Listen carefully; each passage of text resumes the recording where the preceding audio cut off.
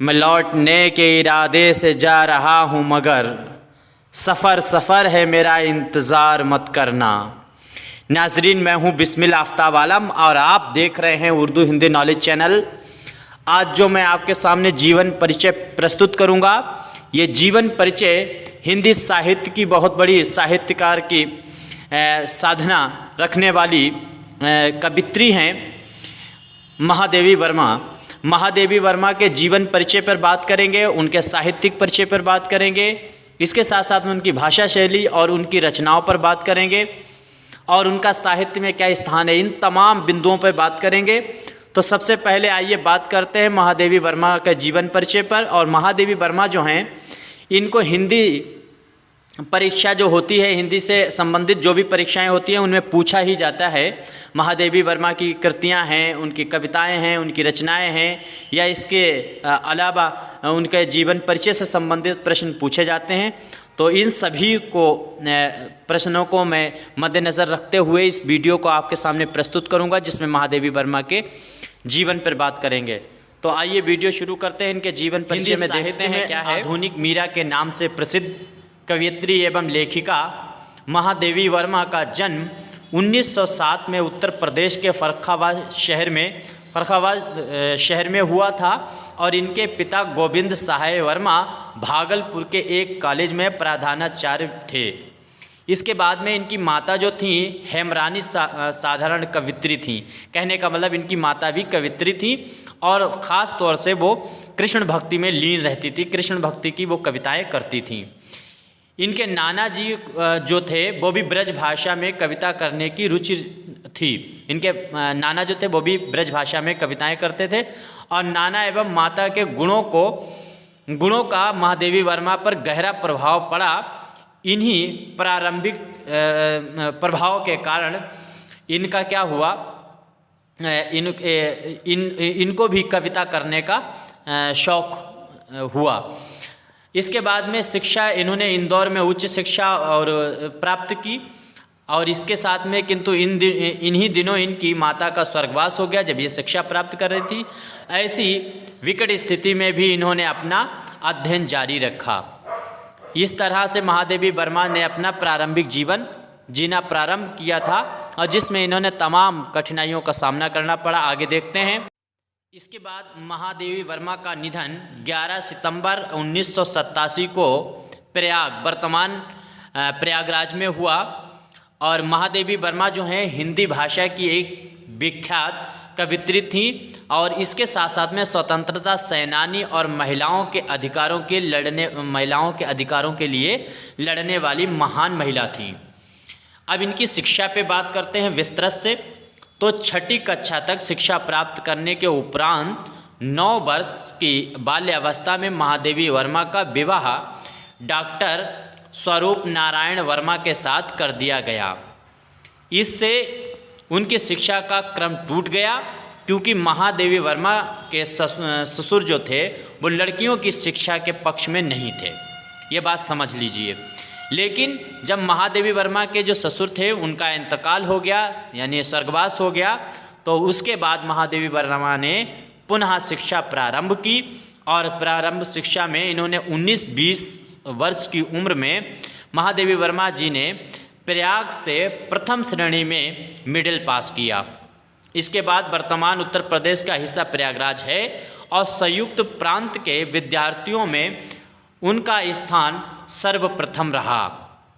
इसके फलस्वरूप उन्हें छात्रवृत्ति यानी उन्हें वजीफ़ा स्कॉलरशिप भी मिलना शुरू हुआ और इसकी आगे की शिक्षा उन्होंने अपनी जारी रखी। 1924 में महादेवी वर्मा जी ने हाई स्कूल की परीक्षा प्रथम श्रेणी में उत्तीर्ण की और पुनः प्रांत बार में प्रथम स्थान प्राप्त किया, यानी फिर से अपने क्षेत्र में ये प्रथम स्थान पर पास होकर इन्होंने हाई स्कूल का एग्ज़ाम पास किया। इसके बाद इन्होंने क्या किया, इसमें भी इनको स्कॉलरशिप बेस पे इनका एडमिशन हुआ और इसके बाद इन्होंने 1926 में इंटरमीडिएट पास किया और 1928 में बीए की परीक्षा इन्होंने पास की। बीए की परीक्षा में इन्होंने क्या किया, क्रास्ट बेट गर्ल्स कॉलेज है, ये क्राफ्टबेट गर्ल्स कॉलेज है और इस कॉलेज से याद रखना 1933 में महादेवी वर्मा जी ने संस्कृत में मास्टर ऑफ आर्ट, कहने का मतलब एमए किया, पोस्ट ग्रेजुएट हुई, उत्तीर्ण किया। इसके बाद इन्होंने क्या किया, इनका विद्यार्थी जीवन बहुत सफल रहा और बीए में उनका एक विषय दर्शन शास्त्र भी था और पूर्ण विराम, इसीलिए दर्शन शास्त्र था और पूर्ण विराम, इसीलिए इन्होंने भारतीय दर्शन का गंभीर अध्ययन किया। इस अध्ययन की छाप उन पर अंत तक बनी रही। यानी दर्शन शास्त्र जो है, दर्शन शास्त्र में इन्होंने सब्जेक्ट ले रखा था विषय, और इसकी छाप इनके आखिरी जीवन तक दिखाई देती है। महादेवी वर्मा का जो जीवन है उसमें मास्टर ऑफ आर्ट की परीक्षा पास करने के पश्चात ही वे प्रयाग महिला विद्यापीठ की प्रधानाचार्य नियुक्त हुई। उनकी कर्तव्यनिष्ठता में, शिक्षा के प्रति लगाव और कार्य कुशलता के कारण ही प्रयाग महिला विद्यापीठ में निरंतर उन्नति की और महादेवी वर्मा जी ने 1932 में महिलाओं की प्रमुख पत्रिका चांद की संपादक बनी। तो 1932 में ये चांद पत्रिका है, इसकी संपादिका बनी है महादेवी वर्मा। अत्यधिक परिश्रम के फलस्वरूप इन्होंने मैट्रिक से लेकर एमए तक की परीक्षाएं प्रथम श्रेणी में उत्तीर्ण की थी और 1933 में ये जो है प्रयागराज का जो कॉलेज है महिला विद्यापीठ, इसमें प्रधानाचार्य पद पर भी सुशोभित हुई। इन्होंने लड़कियों की शिक्षा के लिए काफ़ी प्रयास किया था, इसी वजह से इन्होंने काफ़ी प्रयास किया था। साथ ही नारी की स्वतंत्रता के लिए सदैव संघर्ष करती रहीं। इनके जीवन पर महात्मा गांधी तथा कला साहित्य साधना रविंद्रनाथ टैगोर का प्रभाव पड़ा। यानी स्वतंत्रता के लिहाज से ये प्रभावित हुई राष्ट्रपिता महात्मा गांधी जी से और साहित्य क्षेत्र में प्रभावित हुई हैं रविंद्रनाथ टैगोर से। इनके साहित्यिक परिचय पर अगर हम लोग बात करें तो नज़र डालते हैं इनके साहित्यिक परिचय पे और देखते हैं साहित्यिक परिचय में महादेवी वर्मा जी जो हैं साहित्य और संगीत के अतिरिक्त चित्रकला में भी रुचि रखती थीं और सर्वप्रथम इनकी रचनाएं चांद नामक पत्रिका में प्रकाशित हुईं और इसका संपादन भी इन्होंने किया था इस पत्रिका का। याद रखना ये चांद पत्रिका की संपादिका भी रही, मैं ये बात पहले बयान कर चुका हूँ। और इनकी साहित्य साधना के लिए भारत सरकार ने इन्हें पद्म भूषण की उपाधि से अलंकृत किया था। अब इसके बाद में इन्हें शेक्सपियर तथा मंगला प्रसाद पुरस्कारों से भी सम्मानित किया गया। वर्ष 1983 में उत्तर प्रदेश हिंदी साहित्य संस्थान द्वारा इन्हें 1 लाख रुपए का भारत भारतीय पुरस्कार दिया गया तथा इसी वर्ष काव्य ग्रंथ यामा पर इन्हें भारतीय ज्ञानपीठ पुरस्कार प्राप्त हुआ। इसको याद रखना, इनका ग्रंथ काव्य ग्रंथ है यामा और इसी पर भारत में जो साहित्य के क्षेत्र में सबसे बड़ा पुरस्कार दिया जाता है ज्ञानपीठ पुरस्कार। तो ज्ञानपीठ पुरस्कार जब इनको दिया गया यामा पर, पुराने ज़माने में साहित्य में जो काम करते थे या नया कुछ लिखते थे उनको ज्ञानपीठ पुरस्कार दिया जाता है, जिनको बहुत ज्ञान और बहुत विद्वान और साहित्य में अपना योगदान देने वाले को मिलता था ज्ञानपीठ पुरस्कार। और आजकल तो ज्ञानपीठ पुरस्कार उनको मिलता है जो ज्ञान की तरफ पीठ करके बैठे हैं। ये बहुत बड़ा व्यंग है। तो इनको ज्ञानपीठ पुरस्कार मिला। ये जीवन पर्यटन प्रयाग में ही रहकर साहित्य साधना करती रहीं और आधुनिक काव्य के साथ साज श्रृंगार में इनका विस्मरणीय योगदान है। इनके काव्य में उपस्थित विरह वेदना अपनी भावनात्मक गहनता के लिए अमूल्य मानी जाती है। इसी कारण इन्हें आधुनिक युग की मीरा भी कहा जाता है और करुण और भावुकता इनके काव्य की पहचान है। याद रखना, क्या इनके काव्य की पहचान है? करुण बोले दर्द को बयान करना, आहा पीड़ा को बयान करना, अभावुकता यानी भावुक हो जाना, इमोशनल, इनकी कविताओं की पहचान है। 11 सितंबर 1987 को यह महान कवित्री पंचतत्व में विलीन हो गई, यानी जो है इनका स्वर्गवास हो गया। अब इनकी रचनाएं देखते हैं। महादेवी वर्मा जी ने गद्य पद्य दोनों विधाओं पर समान अधिकार से अपनी लेखनी चलाई। इनकी कृतियों में निम्नलिखित कृतियों पर हम लोग विवेचना करेंगे। बात करते हैं निहार, इनकी रचना है और यह महादेवी वर्मा का प्रथम काव्य संग्रह है। याद रखना, निहार जो है वो महादेवी वर्मा का पहला काव्य संग्रह है और इस काव्य संग्रह में 47 भावनात्मक गीत संकलित हैं और वेदना का स्वर मुखर हुआ है। वही दर्द और इमोशनल जो है इनकी गीत काव्य की पहचान है, पोइट्री की पहचान है, वही इसमें बयान किया गया है।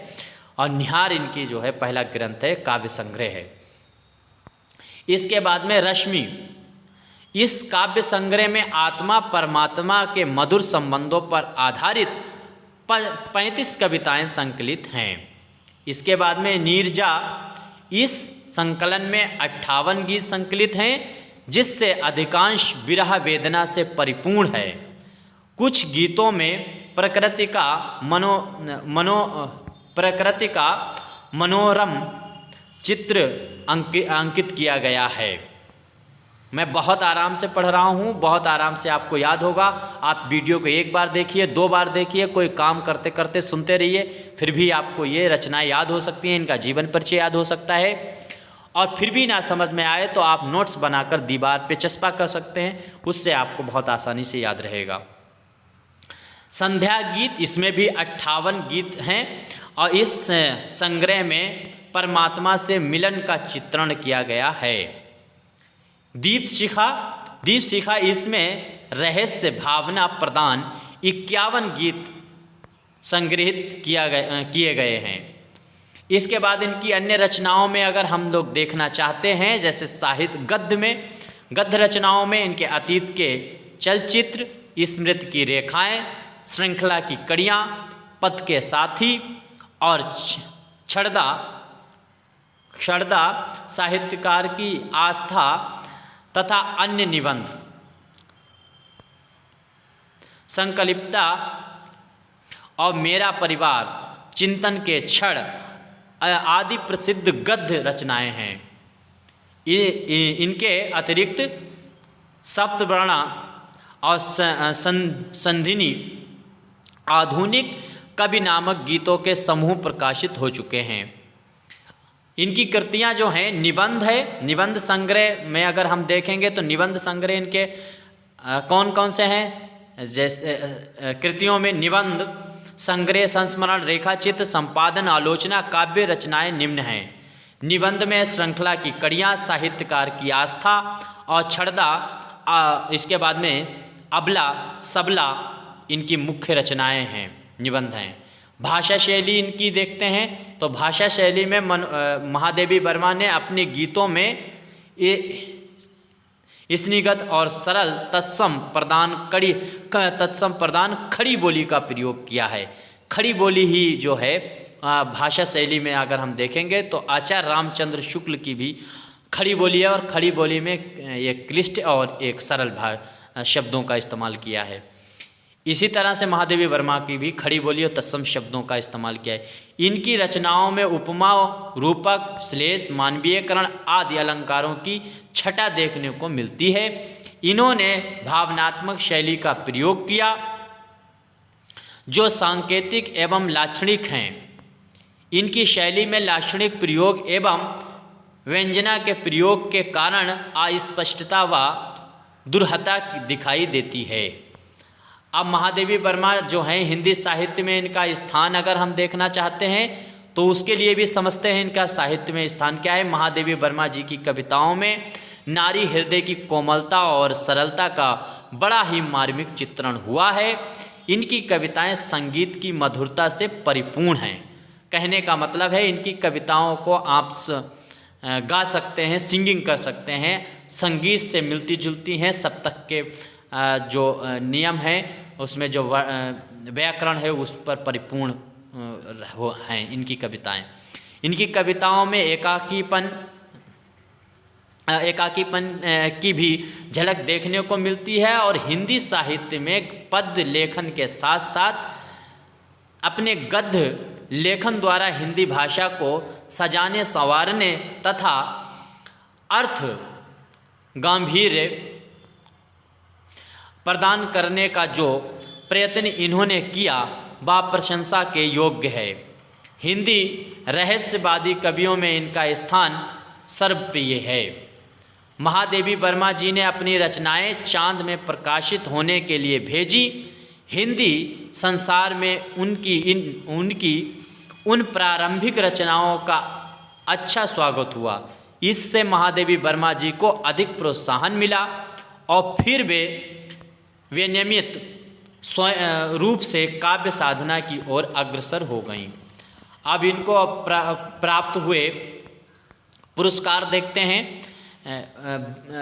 व्यापक इनकी विवेचना करते हैं, इनके पुरस्कारों की बात करते हैं। महादेवी वर्मा को वर्ष 1934 में नीरजा पर 500 रुपये का पुरस्कार और शेक्सपियर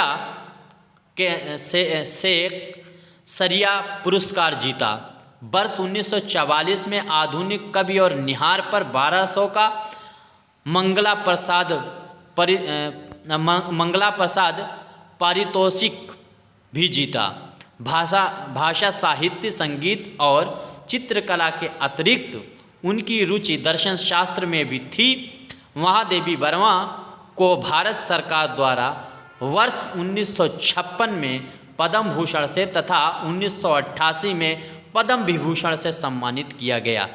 इनका पद्म भूषण 1956, पद्म विभूषण 1988 और इसके साथ में ज्ञानपीठ पुरस्कार, ये तीनों पुरस्कार के सन आपको याद होना चाहिए। इसके बाद हिंदी साहित्य सम्मेलन द्वारा उन्हें भारतेंदु पुरस्कार दिया गया। वर्ष 1982 में काव्य संकलन यामा के लिए उनको ज्ञानपीठ पुरस्कार से भी सम्मानित किया गया। महादेवी वर्मा जो हैं उनके काव्य साधना में अगर हम लोग बात करते हैं तो उस पर भी एक जल्दी से देख लेते हैं। महादेवी वर्मा छायावादी युग की प्रसिद्ध कवित्री हैं। यानी छायावाद जो है उसके 4 स्तंभ माने जाते हैं। वो उसमें सूर्यकांत त्रिपाठी निराला हैं, महादेवी वर्मा हैं और सुमित्रा नंदन पंत हैं, जयशंकर प्रसाद हैं। इन लोगों को स्तंभ माना जाता है छायावाद का। तो कवित्री एक ही शामिल हैं छायावाद के स्तंभ में, वो भी हैं महादेवी वर्मा।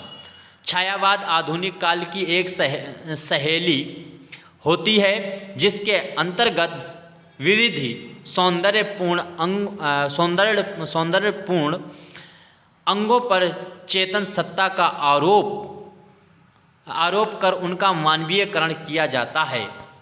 इस प्रकार इसमें अनुभूति और सौंदर्य चेतना की अभिव्यक्ति को प्रमुख स्थान दिया जाता है। महादेवी वर्मा जी के काव्य में यह दोनों विशेषताएं हैं। अंतर मात्र इतना है कि जहाँ छायावाद के अन्य कवियों ने प्रकृति में उल्लास का अनुभव किया है, वहीं इसके उलट महादेवी वर्मा ने वेदना का अनुभव किया है।